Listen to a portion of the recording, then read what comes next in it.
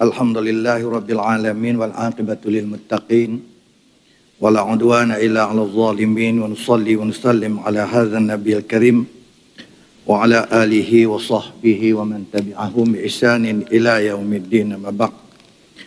Terima kasih yang berhormat Datuk Yang Dipertua, yang amat berhormat Datuk Seri Menteri Besar Barisan Ahli Majlis Mesyuarat Kerajaan Negeri Perak, ahli-ahli yang berhormat daripada pihak kerajaan dan juga rakan daripada pihak pembangkang, ketua-ketua jabatan, pegawai-pegawai kerajaan, persekutuan dan negeri, rakan-rakan media. Seterusnya yang dikasihi semua rakyat negeri Perak yang mengikuti sidang Dewan Negeri Mesyuarat kedua tahun pertama Dewan Negeri Perak kali yang ke-15 Perak Darul Ridwan.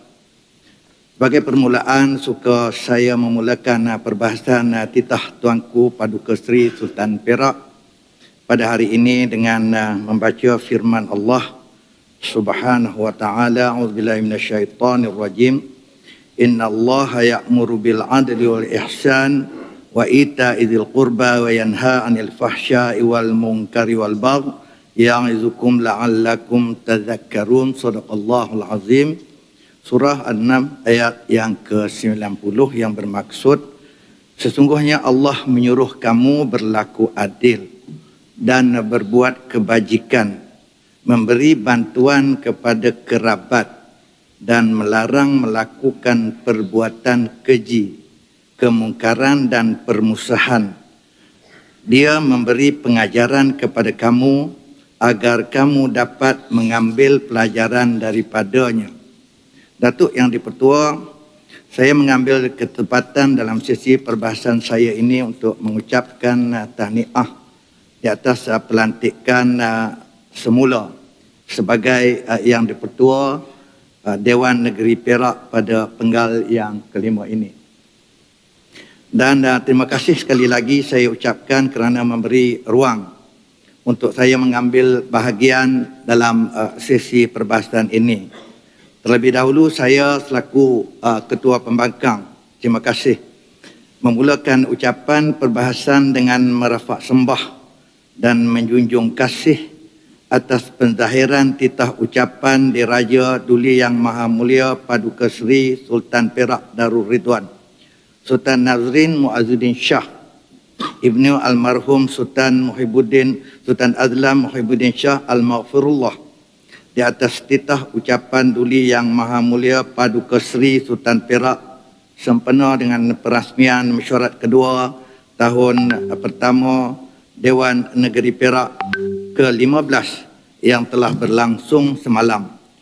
Patik juga mengambil kesempatan di Dewan Yang Mulia ini bagi menyembah ucapan Dirgahayu Tuanku dan merapat sembah setinggi-tinggi ucapan tahniah sempena dengan ulang tahun keputeraan baginda bagi tahun 2022 pada 4 November yang lalu.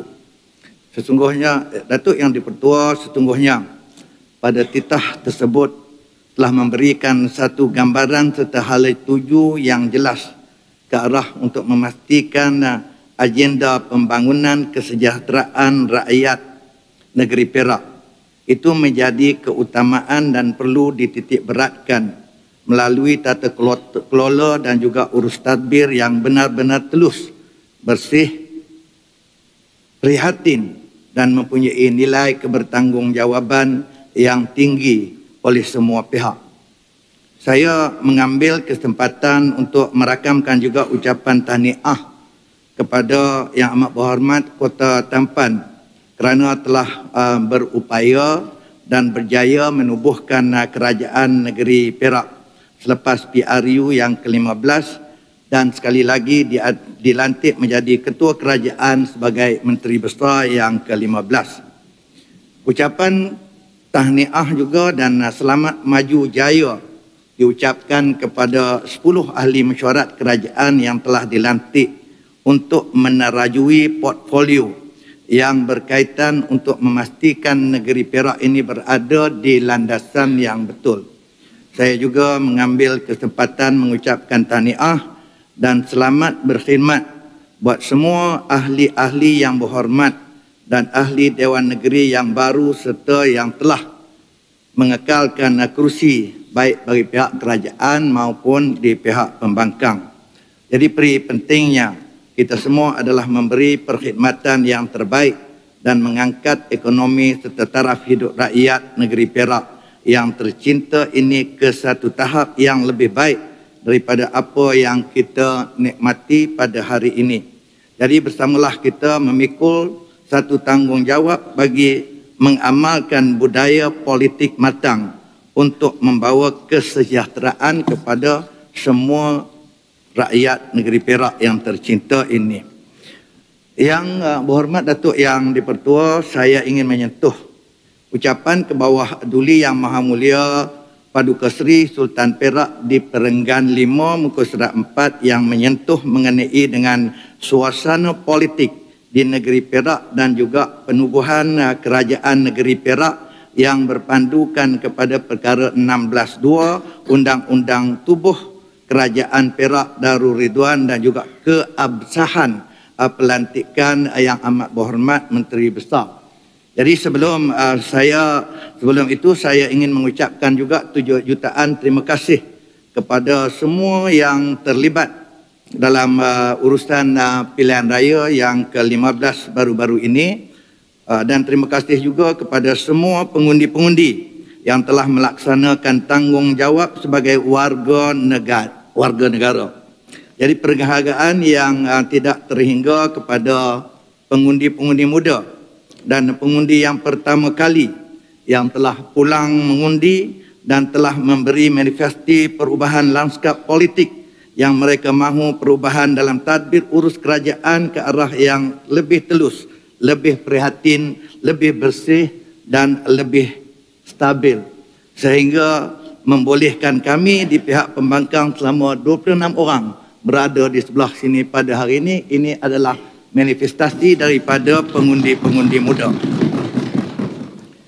Seterusnya di kesempatan ini sekali lagi saya mengucapkan tahniah kepada Yang Amat Berhormat Menteri Besar kerana mempunyai kedudukan dan kestabilan dengan sokongan 32 ahli Dewan Undangan Negeri yang terdiri daripada 18 DAP, 5 PKR dan 1 amanah, yang satu daripada Parti Amanah yang mewakili Pakatan Harapan dengan gabungan daripada 8 UMNO dan 1 MCA daripada yang mewakili Barisan Nasional.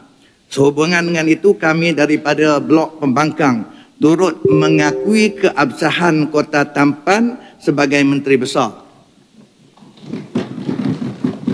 Maka sebab itu kita tidak menimbulkan sebarang usul undi percaya ataupun tidak percaya di permulaan pembukaan Dewan ini juga. Dan kami mengakui keukuhan kerajaan yang ada pada hari ini. Begitu juga kami tidak membuat sebarang usul ataupun cadangan untuk speaker dan juga timbalan speaker.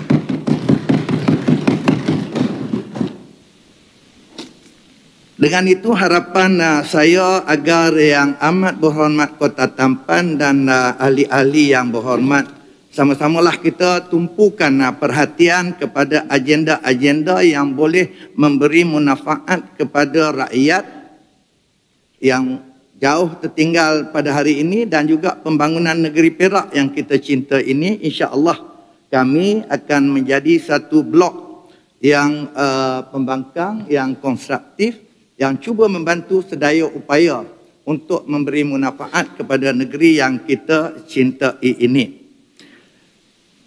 Yang berhormat Datuk Speaker, saya ingin menyentuh tentang yang disebut itu nama kerajaan yang ada pada hari ini. Jadi sebagaimana yang kita tahu, Dewan Negeri Perak ini adalah menjadi rujukan kepada pengkaji politik. Kerana banyak perkara yang berlaku dalam Dewan ini tidak berlaku di Dewan-Dewan yang lain. Bagaimana yang kita tahu, sebelum ini kita ada nama kerajaan yang begitu jelas. Jadi sebelum 2018, Kerajaan Barisan Nasional memerintah Kerajaan Negeri Perak ini. Dan selepas daripada pilihan raya yang ke-12, maka Barisan Nasional pertama kali dijatuhkan dan diperintah ataupun ditadbir negeri Perak ini oleh Pakatan Rakyat. Pada masa itu diketuai oleh Sungai Rapat yang ada pada hari ini. Namun Pakatan Rakyat ini hanya bertahan selama 11 bulan dan proses penukaran kerajaan itu berlaku dalam Dewan ini dan akhirnya Kerajaan Barisan Nasional mengambil tampuk pemerintahan kerajaan. Dan pada pilihan raya yang ke-14 ataupun 2018, sekali lagi Kerajaan Nasional Barisan Nasional telah ditumbangkan dan Kerajaan Pakatan Harapan memerintah negeri Perak.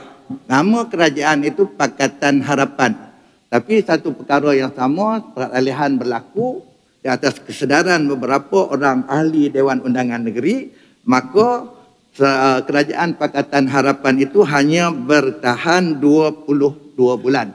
Maka terbentuklah pula Kerajaan Perikatan Nasional dan bersama-sama dengan Barisan Nasional. Ini adalah satu peristiwa yang berlaku dalam Dewan ini dan pertukaran kemudian berlaku lagi satu peristiwa dalam Dewan ini beberapa bulan selepas itu, pertukaran Menteri Besar dengan satu usul percaya yang akhirnya mendapat sokongan daripada Barisan Pakatan Harapan. Akhirnya bertukarlah kerajaan sehinggalah seterusnya akhir penggal. Jadi nama-nama Barisan Nasional, Perikatan Nasional, Pakatan Rakyat, Pakatan Harapan, Perikatan Nasional yang memerintah negeri Perak ini adalah satu perkara penting untuk mengetahui fasa-fasa ataupun peralihan kerajaan dan juga sebagai rujukan case study dengan izin yang penting untuk generasi-generasi yang akan datang. Merujuk kepada keputusan pilihan raya yang ke-15 seperti mana yang kita maklum dan seperti mana yang dinyatakan oleh di bawah titah tuanku bahawa keputusan pilihan raya semua mengetahui terbagi kepada 3 blok, iaitu Perikatan Nasional sebanyak 26 kerusi, merupakan gabungan yang tertinggi dalam gabungan pilihan raya yang menghadapi pilihan raya pada yang ke-14 hari itu, diikuti oleh 24 kerusi oleh Pakatan Harapan dan seterusnya 9 kerusi oleh Barisan Nasional. Bagaimana yang kita semua maklum bahawa untuk menubuhkan kerajaan negeri Perak mesti memerlukan 30 kerusi.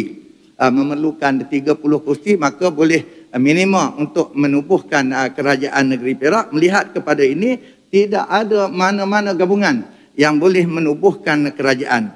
Akhirnya seperti mana yang kita semua maklum, pada 21 November 22 maka terbentuklah kerajaan hasil gabungan Barisan Nasional 9 kerusi dan Pakatan Harapan 24 kerusi, menjadi jumlah semua 33 kerusi yang cukup untuk menubuhkan kerajaan. Dan akhirnya Yang Amat Berhormat Kota Tampan telah dicalonkan sebagai ketua kerajaan dan seterusnya mengangkat sumpah sebagai Menteri Besar. Ini sejarah yang tercatat. Dan pada 23 November 22 pada jam 2 petang dalam sidang media Yang Amat Berhormat Menteri Besar di bangunan SUK telah mengumumkan kerajaan yang dibentuk adalah Kerajaan Perpaduan. Dan begitu juga tadi saya dengar masa menjawab soalan Yang Berhormat Sungai Rapat beberapa kali mengulangi bahawa kerajaan hari ini adalah Kerajaan Perpaduan. Tadi daripada pihak kerajaan membuat perbahasan bahawa dia tidak juga bersetuju ataupun selesa dengan nama kerajaan ini Kerajaan Perpaduan. Sebab semua kita maklum bahawa Kerajaan Perpaduan ini adalah satu istilah yang diterima pakai dalam political science ataupun sains politik, yang mana dalam Kerajaan Perpaduan ini sejarahnya tidak ada pembangkang. Tidak ada pembangkang dalam Kerajaan Perpaduan. Jadi pada hari ini kalau kita nak menggunakan sebagai Kerajaan Perpaduan agak bercanggah dengan teori, sebab ternyata dengan jelas blok sini 26 orang adalah pembangkang. Jadi di sini saya menggesalah agar pihak sebelah sana memikirkan nama kerajaan yang ditubuhkan. Boleh dinamakan kerajaan campuran, boleh dinamakan kerajaan pakatan di antara Pakatan Harapan bersama dengan Barisan Nasional, tapi kita tidak menolak apa-apa kerajaan perpaduan kerana ianya adalah memang bercanggah dengan teori yang digunakan pakai secara seluruhnya. Saya ingat perkara ini perlu kita ambil perhatian sebab mungkin nanti akan menjadi satu rujukan yang salah di masa hadapan. Ya, silakan. Tinggi. Satu soalan untuk Pulau Semanggul lah. Saya bukan soalan, saya nak menjelaskan. Saya menyebut soal sifat dan konsep tadi. Ya. Jadi kerajaan perpaduan boleh disebut dalam menyatakan sifat dia di perpaduan, tapi bukan konsep. Artinya itu sebab saya katakan tadi, ataupun saya singgung ataupun saya bawa UK government itu, sebab itu yang konsepnya. Jadi saya setuju dengan Gunung Semanggul dari segi konsep, tapi itu tidak bermakna bahawa tidak boleh mengatakan ataupun untuk menamakan pentadbiran yang ada sebagai kerajaan perpaduan. Oleh kerana kita menyatakan sifat, bukannya konsep. Begitu juga di peringkat persekutuan. Jadi ada beza di antara kita mengatakan kerajaan perpaduan sebagai satu sifat dengan kerajaan perpaduan sebagai satu konsep dalam buku undang-undang ataupun dalam buku sains politik. Terima kasih. Okey. Terima kasih. Jadi kita serahkan kepada pihak kerajaan untuk memikirkan apa nama yang sepatutnya supaya tidak bercanggah dengan teori political science yang diterima pakai oleh dunia pada hari ini, bahawa kerajaan perpaduan itu adalah kerajaan yang tidak ada pembangkang. Datuk Yang Dipertua, seterusnya saya ingin menyentuh ucapan di bawah Duli Yang Maha Mulia Paduka Seri Sultan Perak di Perenggan 9 muka surat 7 yang menyentuh mengenai dengan persefahaman ataupun hubungan harmoni antara kaum merupakan faktor penentu dalam menjamin suasana hidup bernegara bernegeri yang aman dan harmoni. Perkara ini saya ingat semua kita kena beri perhatian, dan saya ingin mencadangkan di Dewan Yang Mulia ini supaya pihak kerajaan serta semua kita ahli-ahli Dewan dalam negeri ini dapat mengadakan program ataupun mengadakan kempen integrasi nasional untuk ataupun perpaduan kaum untuk kita merapatkan semula hubungan di antara kaum-kaum dalam negeri Perak khususnya yang memang renggang pada hari ini, kita kena memperakui memang renggang. Dan keputusan pilihan raya yang ke-15 pada hemat saya telah memberi satu gambaran yang cukup tidak sihat politik di masa hadapan. Dan boleh membentuk ketidakstabilan politik dalam negeri dan juga negara kita. Ini satu fakta yang saya rasa kalau dikaji memang kita boleh terima keadaan ini. Kita telah meletakkan polarisasi kaum yang ketara dalam negara kita ini. Ya. Kalau kita tengok di dalam keputusan pilihan raya yang dahulu, pihak di sebelah sana PH telah berjaya mengumpulkan hampir 95% dan ke atas.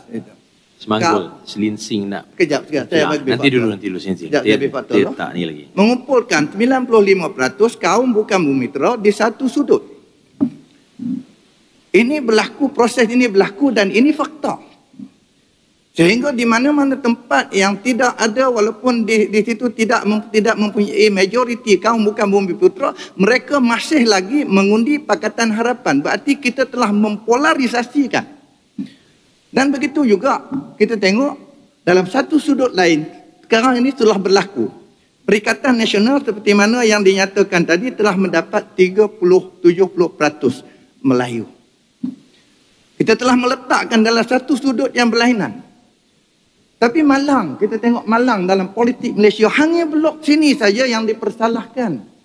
Yang diperkatakan perkauman, yang dikatakan ekstrim, yang dikatakan menonggang agama.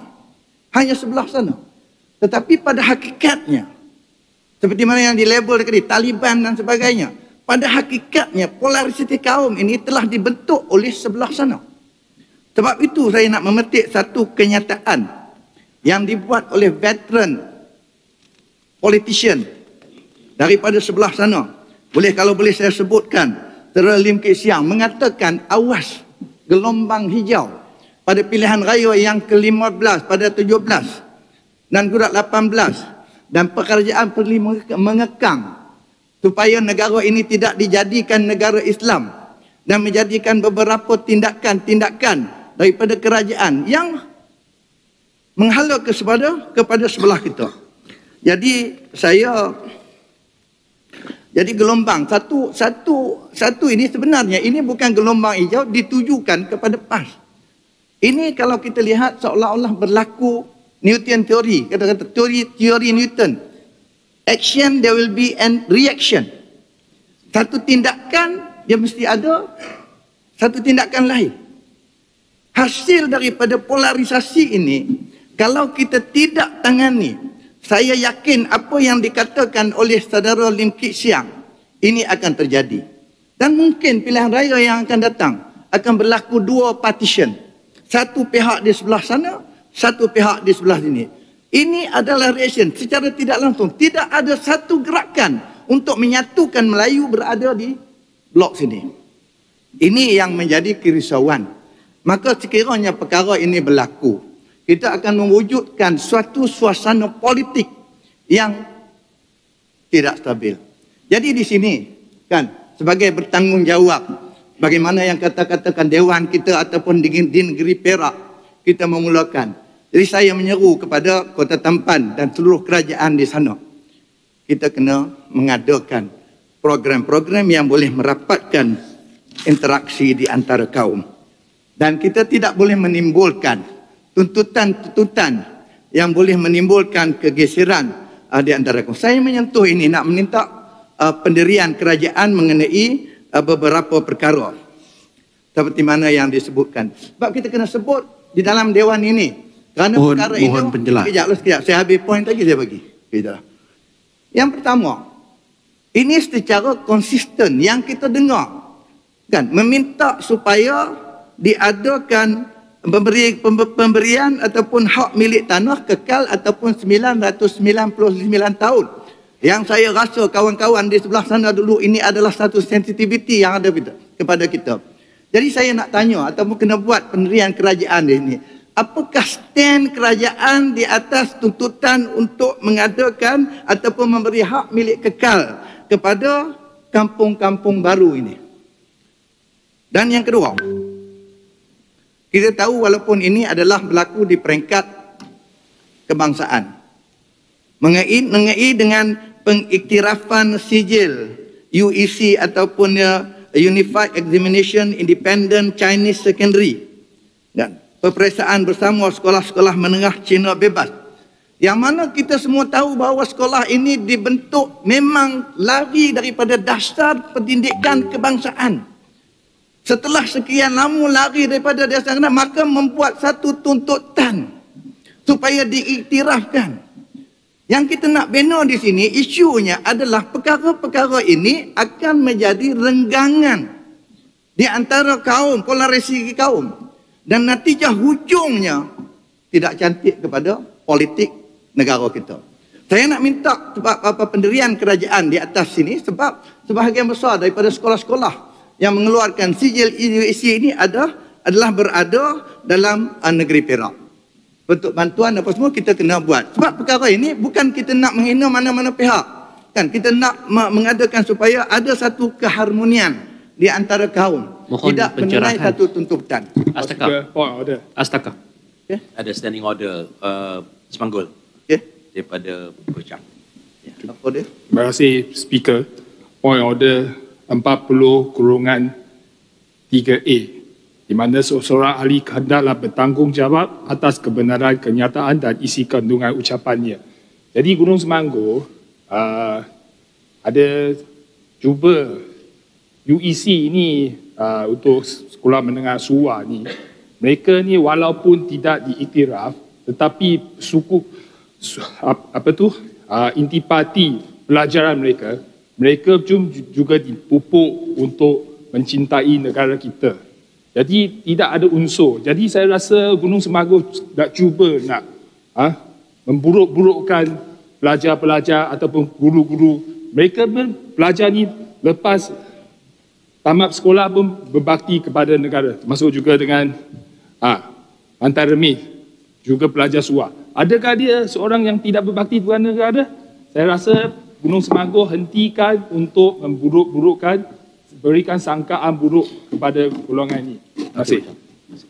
Semanggur.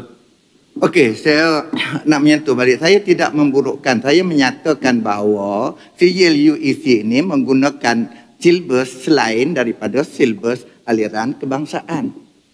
Kemudian setelah sekian lama diminta untuk mengiktirafkan. Apakah itu fakta yang salah? Saya kata bila diiktirafkan, perkara ini boleh menyebabkan satu renggangan di antara kaum. Ini isu dia.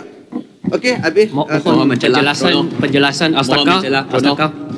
Mohon speaker. Okey, tak apa. Boleh Yang ketiga, saya nak minta juga pendirian daripada pihak kerajaan. Sebab kita kata daripada awal tadi saya mengatakan bahawa tekanan kan apabila melihat inilah perkauman dilihat kepada sebelah sini, inilah ekstrim dilihat kepada sebelah sini. Kan apakah pendirian kerajaan terhadap usul supaya untuk menyemak ataupun menata balik sekolah-sekolah yang disebut dengan jelas. Saya sebut dengan jelas sekolah-sekolah seriti, sekolah-sekolah pasti, MITI yang dikendalikan oleh pihak kita. Telah pun dikeluarkan usul. Saya minta di negeri Perak ni supaya kita buat satu stand. Kan? Sebab ada usul supaya dibuat pemantauan. Sebab dia katakan di sekolah-sekolah yang diajar, sekolah-sekolah agama ni diajar perkara-perkara ekstrim, maka perlu diambil tindakan, perlu dibuat pemantauan dengan jelas, iaitu dipasti pusat asuhan kanak-kanak yang kita boleh tengok dalam Facebook dan sebagainya. Kemudian sekolah rendah integrasi tunas Islam seriti yang telah kita jalankan pada ini.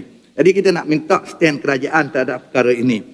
Dan yang keempat semua kita tahu bahawa ini juga konsisten yang diperjuangkan oleh sebelah sana. Termasuk pada saya pun pernah berada daripada sebelah sana dulu. Kan? Nak tanya pendirian kerajaan mengenai dengan cadangan untuk mengadakan pilihan raya pihak berkuasa tempatan PBT. Dan saya boleh rujuk kenyataan daripada Exco PBT mengatakan perkara-perkara ini akan dibincangkan. Ini kerajaan di sebelah sana. Kalau kerajaan buat keputusan, maka rakyat kena ikut. Tapi apa yang kita nak katakan bahawa isu untuk mengadakan pilihan raya tempatan ini satu perkara yang menimbulkan sensitiviti kaum. Ini isu dia. Sebab tu saya letakkan kita sebagai yang bertanggungjawab dalam dewan ini, sebagai kerajaan, apabila permintaan daripada pihak sana kemungkinan yang menimbulkan polarisme, maka kita entertain. Untuk sebelah sini kita cuba menekan.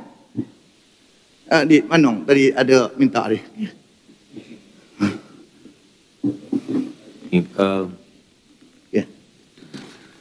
Selinsing. Terima kasih Semanggul. Yang di-Pertua, ada dua perkara yang saya ingin sebutkan. Adakah Semanggul setuju kalau saya sebutkan bahawa sebenarnya contoh kerajaan perpaduan itu telah pun dilaksanakan oleh Perikatan Nasional, iaitulah di Kelantan. Apabila kita asalnya kerajaan kita majoriti, kemudian apabila kita tukar, maka semua adalah merupakan tidak ada pembangkang pada ketika itu. Maka sebenarnya Kelantan kita sendiri dah tunjukkan contoh kerajaan perpaduan. Kemudian yang keduanya, saya juga ingin nak mencadangkan kepada Semanggul bahawa berkaitan dengan LGBT yang telah disebut tadi, bahawa sebenarnya yang disebut oleh Semanggul sebelum ini bukanlah perkara yang tidak ada bukti, tetapi buktinya telah ada, sebagaimana yang telah pun dibuat ataupun di bawah akta yang telah pun pada 8 hari bulan Februari 2019 ketika kerajaan PH telah mewujudkan satu jawatan kuasa iaitu jawatan kuasa yang dinamakan jawatan kuasa jawatan kuasa pilihan hak asasi dan kesaksamaan gender Parlimen Malaysia, dan jawatan kuasa tersebut telah mengadakan mesyuarat pertamanya dan membincangkan terma rujukan jawatan kuasa itu, dan daripada jawatan kuasa tersebut mewujudkan banyak desakan-desakan daripada pihak-pihak LGBT sampai mengadakan kepada demonstrasi di hadapan Sogo. Jadi ini kemudian disokong pula oleh Bersih yang merupakan pakatan yang menyokong Pakatan Harapan pada ketika itu. Jadi ini yang sangat dirisaukan oleh kebanyakan masyarakat, kebanyakan orang Islam di negara kita. Okey, terima kasih. Terima kasih Selinsing. Sebelum itu, sebelum yang Mas Manggul menyambung perbahasan, saya nak ingatkan bahawa dalam standing order kita di Dewan Negeri, Peta-Peta Tetap Dewan Negeri ini, kalau boleh dalam waktu perbahasan ini, kalau kita mencelah pun, kita khususkan celahan kita dan juga perbahasan kita kepada dalam lingkaran yang dalam negeri, dalam Dewan Negeri terutamanya. Kawasan ini yang kita nak bincangkan, berdebatkan. Macam tadi celahan, saya minta maaf yang Muhammad Selinsing, kalau kita ujuk kepada yang parlimen, kuasa di parlimen dan juga yang berlaku, kita kadang-kadang kita takut kita terbabas ultra vires, kita keluar daripada bidang topik perbincangan kita. Sila. Okay, terima kasih Datuk yang dipertua, dan saya masukkanlah apa yang disarankan oleh Selinsing tadi dalam sebahagian daripada ucapan saya. Cuma kalau kita tak mau mengungkap apa yang berlaku dalam tempoh 22 bulan, perkara yang cukup menimbulkan sensitivity. Bukan saya mengadakan, tapi perkara ini boleh nampak, boleh jelas. Perarakan LGBT, bawa balik Abu Chimping, bendera terbalik. Perkara-perkara itu berlaku 22 bulan ni. Sebab itu yang kita minta supaya dalam Dewan Yang Mulia pada yang ke-15 ini, kita cuba mendekatkan renggangan di antara kaum ini. Tidak ada tuntutan-tuntutan yang melebihi ataupun menjadi sensitiviti kepada kaum. Sebab itu kita minta satu perkara-perkara yang seperti mana dibangkitkan, perkara-perkara yang telah dimeterai sebelum kemerdekaan. Semalam kita sama-sama hadir. Di belakangnya adalah wasiat 7 Raja-Raja Melayu, bahawa bumi ini sekarang ini namanya Tanah Melayu. Sekarang oleh sebab kemerdekaan kita ubah kepada Malaysia. Tapi ingat, ada 7 perkara yang tak boleh disentuh. Tak perlu kita rungkai perkara ni, dah intact.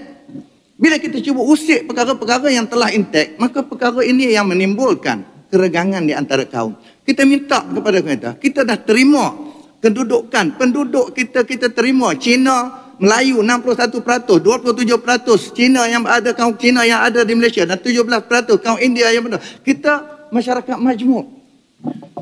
Kita nak melihat ke depan. Kesilapan politik sebelah sana telah pun meletakkan keseluruhan kaum bukan menteri di sebelah satu blok. Apabila Melayu cuba bersatu, maka di sana bangkit, melabelkan macam-macam, minta kerajaan ambil tindakan. Ini satu amalan politik yang cukup tidak sihat. Sebab itu kita minta kepada pihak kerajaan. Begitu juga dengan kependudukan. Kalau dulu kita nak menyentuh kepada perkara, okey, bila buat perumahan supaya ada integrasi kaum di dalamnya, letak 50%, 30% untuk hak bumi putera. Rumah harga 1 juta, bumi putera tak mampu nak beli. Kemudian rumah tersebut telah dibuat, menjadikan kependudukan itu isolate. Kita membesarkan lagi ruang ini. Cuma kita nak minta di masa akan datang kita kena memikirkan bagaimana untuk kita merapatkan balik. Merapatkan tak seperti dulu. Dulu kita tengok kaum-kaum di kampung-kampung Melayu dan sebagainya, integrasi ni amat rapat. Tapi sekarang ini mula renggang. Siapa yang membina kerenggangan ini? Okey, Datuk yang dipertua. Terlaluan. Sekejap lagi, ada masa lagi lah. Bagi sikit lah, ni ada poin ni sikit nak bagi. Tak masuk poin apa pun lagi, baru poin politik ya. Yang politik ni sebab kita kena ada kestabilan politik, baru kita boleh bergerak ke depan. Kalau tidak ada kestabilan politik, tak guna kita merancang apa pun. Sebab itu kita minta, Tuanku minta, dan kami di blok ini minta, supaya ada kestabilan politik. Polarisasi kaum ini tidak dilebarkan. Program-program untuk merampatkan kedua pihak mesti diadakan. Ini dia. baru kita boleh bergerak. Dan kita nak minta supaya negeri Perak ni menjadi contoh kepada negeri-negeri lain. Jadi mohon laluan. Sekejap lah nak habis ni. Lepas itu nanti dulu. Kemudian nak menyentuh Datuk Yang di-Pertua mengenai dengan hala 7 pembangunan negeri Perak ataupun pelan Perak sejahtera. Datuk Yang di-Pertua, jadi sebagai wakil rakyat ataupun ketua pegang negeri Perak adalah menjadi tanggungjawab kita bersamalah untuk merealisasi pelan pembangunan yang telah kita bangunkan secara bersama. Cuma saya ingin sikit menyentuh di sini bahawa pelan ini hanya baru bentuk kerangka awal. Roadmap kita nak pergi bagaimana, cuma hanya kita tahu nak pergi Kuala Lumpur, tapi bagaimana kita nak pergi belum lagi. Dan dokumen-dokumen itu belum lagi sampai kepada agensi-agensi kerajaan untuk kita bertindak sebagai ejen untuk bertindak bagi mencapai objektif itu. Sebab itu saya melihat di sini kan, kita tak mau jadi kita master in document. Nah, kita besar sangat dalam dokumen. Dulu kita ingat kita dijanjikan dengan wawasan 2020. Cukup cantik, mungkin yang baru sini tak ada lagi lah. Kita umur 30, 40 ni baru teringat wawasan 2020. Ingat speaker pun tak boleh ingat. Kan, wawasan 2020 cantik, menjadikan negara kita ini adalah sebuah negara perindustrian, menukarkan segalanya pertanian kita tinggalkan, membuat dasar-dasar pandang ke timur, kan, dasar-dasar teknologi itu. Akhirnya sampai kemudian taraf hidup rakyat, taraf hidup per kapita rakyat, saya ingat lebih kurang berapa ratus, 200, 700 USD, kan. Kehidupan nanti kejap nak habis point dulu. Ni dia punya kehidupan rakyat. Tapi apabila kita sampai 2022, where is the document of Vision 2020, 2020? Pergi ke mana? Mana negara perindustrian? Perindustrian kita tak sampai, pertanian kita tinggal. Jadi kita tinggal, kita tak mau menjadikan dokumen. Sebab itu saya menyatakan bahawa wawasan 2020, Perak Sejahtera 2030 yang kita bangunkan bersama. Kan? Cuma dulu wawasan 20 kita nampak jelas nak menjadikan negara kita ni negara perindustrian. Ada hujah-hujah yang meninggalkan pertanian. Tetapi di dalam Perak Sejahtera 2030 ini. Contoh mohon mencelah. Mohon mencelah. Contoh. Kejap habis point ni. Bagi sikit ruang. Okey, 20 sikit ruang saja. Ya? Gunung Semanggo, sikit ruang saja. Sikit, satu soalan. Bagi habis ni. Lagi saya pun hilang point, tunggu jap. Nak cerita, okey 2030, wawasan 2030, kita tak tahu Perak ni kita nak jadikan negeri pertanian kah? Kita nak jadi perindustrian kah? Secara total. Walaupun ada kita gariskan secara bersama, tetapi apa what the Perak will be look like? Apa yang kita nak nampak Perak ni, kan? Orang Perak ni nampak negeri pertanian kah, negeri perindustrian kah, negeri pelancongan kah? Sudahlah roadmap tak dapat. Saya ingat pihak IDR kita sama-samalah bertanggungjawab perkara ini. Mohon mencelah. Okey. Saya nak mohon mencelah. Okey, sila. Mohon mencelah. Terima kasih. Terima kasih kepada Datuk Yang di-Pertua. Dengan itu saya ingin bertanya kepada Gunung Semanggo.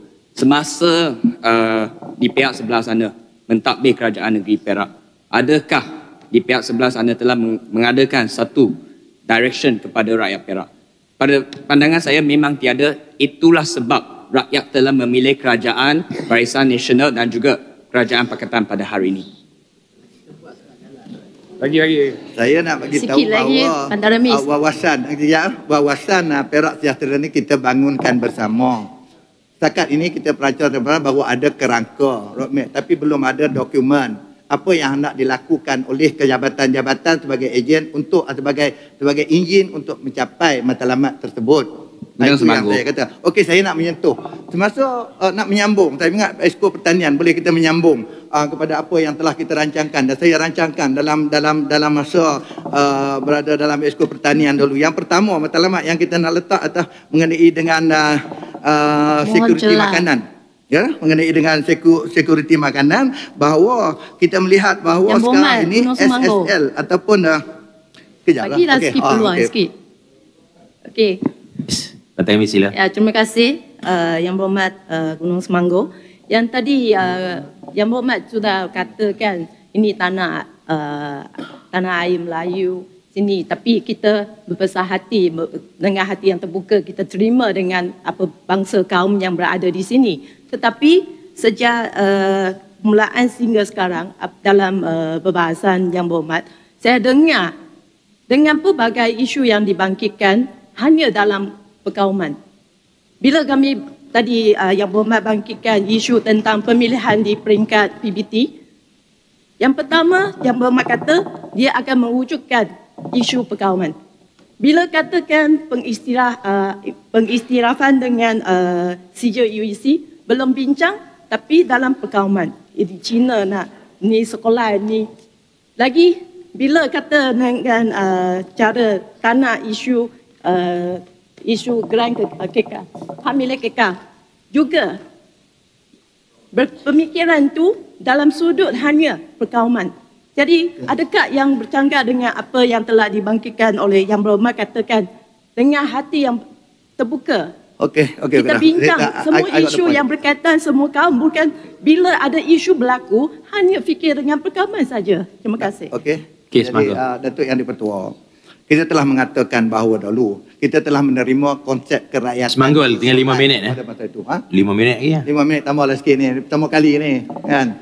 Orang kampung nak tengok. Tak payahlah, cuma bangkit isu kaum saja, tak perlu.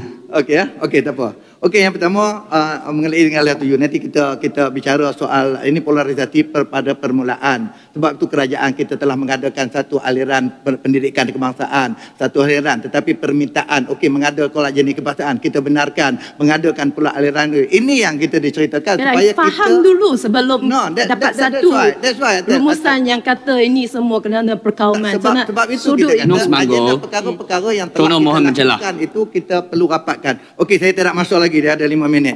Jadi kepada hala tuju yang telah kita bawa dulu. Kita sekarang ni kita kena walaupun kita dapat setuju kita untuk meluangkan pekerjaan dan mungkin bersama-sama Yang Berhormat kita boleh jadikan negeri Perak yang cukup kaya ini.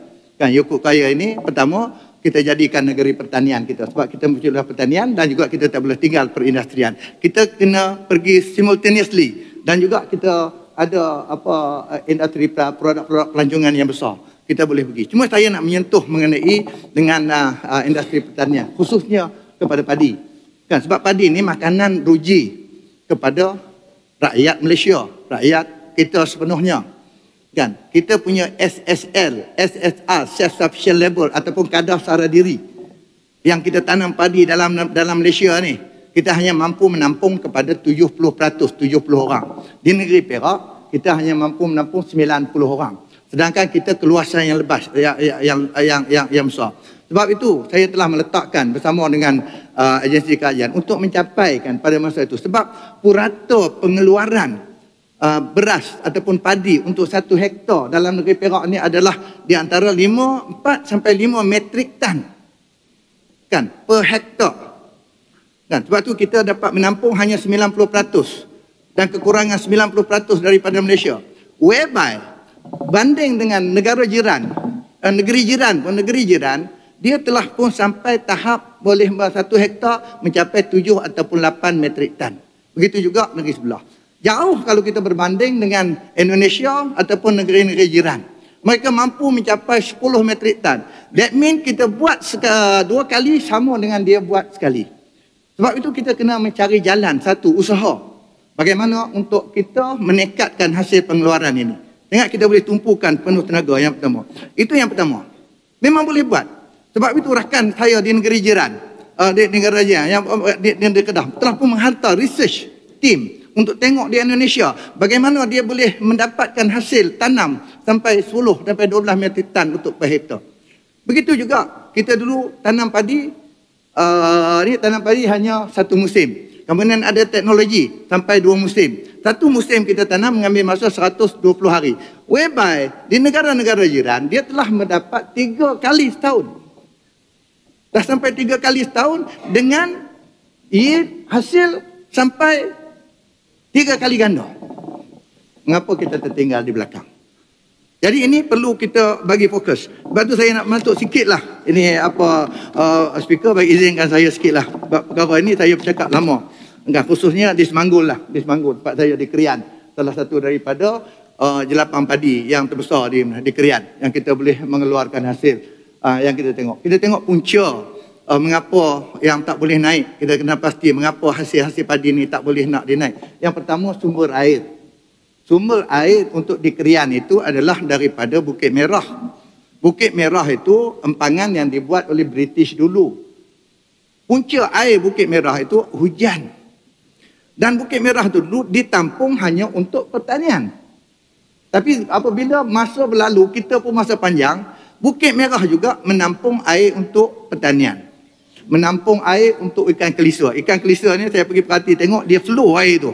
Berapa kubik meter yang dia buang pun tak tahu. Kan? Juga digunakan air untuk domestik. Kan? Juga digunakan air untuk perkilangan. Itu menyebabkan kekurangan air, maka itu merencatkan kepada hasil padi. Jadi telah pun berbincang lalu lah minta Yang Amat Berhormat Menteri Besar kerajaan ni menyambung supaya ada satu projek untuk water transfer, pemindahan air daripada Sungai Perak buat masuk kepada Bukit Merah supaya menjadi sumber air yang cukup untuk kita tanam padi. Ini apabila musim kemarau air tak ada, kita pergi sembahyang hajat lah sana, sembahyang hajat ni dah. Nak buat macam mana? Minta dengan Allah Taala lah. Kan? Jadi kita minta teknologi yang ada sekarang ni supaya perkara ini diperbuat. Dan yang kedua, saya bagi 5 minit lagi. ada 3 poin ya? 5 minit lagi. Terima kasih Datuk Yang di-Pertua yang begitu prihatin. Okey, solusi yang kedua adalah kita tengok parit dia lama.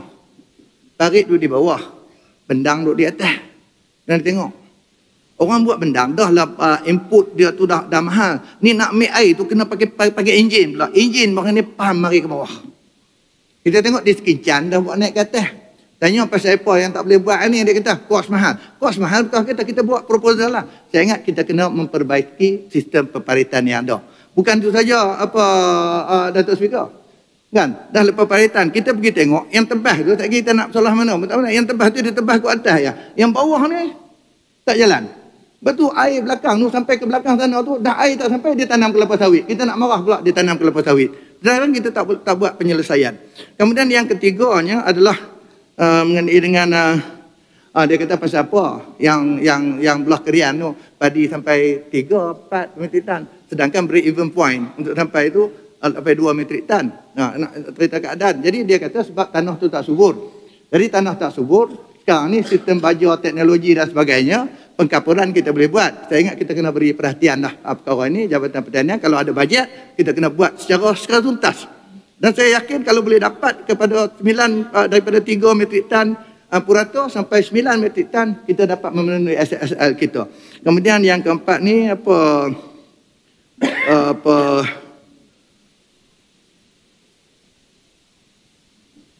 kesuburan tanah tu. Kemudian perataan tanah tu kalau kita tengok bendang, orang buat bendang ni ya, bila buat bendang dia ada yang dalam, ada yang kering. Bila kita tabur tu tengok yang tak tumbuh padi tu sebab tak rata tanah tu.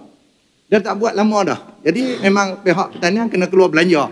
Kalau kita letakkan food security, kita buat benda, kita boleh buat perataan, insya-Allah hasil akan dapat. Bila hasil kita dapatkan hasil daripada 3 metrik tan satu musim, boleh meningkat kepada 10 metrik tan satu hektar dengan 2 musim setahun, boleh dapat 3 tahun sekarang. Saya rasa isu subsidi kita tak timbul. Sebab dia dah ada pendapatan yang lebih.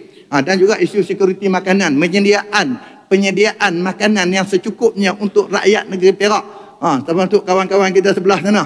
Kan, kita di Ipoh bukan duk tanam padi, yang tanam padi belah sana. Tapi kita kena ambil perhatian ni sekiranya. Sekarang ni 90% tak banyak dah untuk kita capai tu. Jadi saya mohonlah untuk perkara ini. Gunung Semanggur. Mohon kita pohon supaya kita dah habis dah ni dah tak apa. Sikit. Tak ada poin lain dah ni. Ini kita nak tu. Jadi jalan. kita nak minta supaya kerajaan kita tumpukan perhatian, fokus kita dalam wawasan Perak Sejahtera 2030, perkasakan industri pertanian, fokus kepada padi. Kalau kita boleh, dan saya yakin dengan keluasan padi bendang yang ada di negeri Perak ini, kita boleh jadi pengeluar padi dan beras yang utama dalam negara kita. Jadi terima kasih Datuk Yang di-Pertua. Jadi menjunjung kasih di bawah titah di bawah duli tuanku. Dengan ini Semanggul menyokong. Okay. Terima kasih Yang Berhormat daripada kawasan Gunung Semanggul.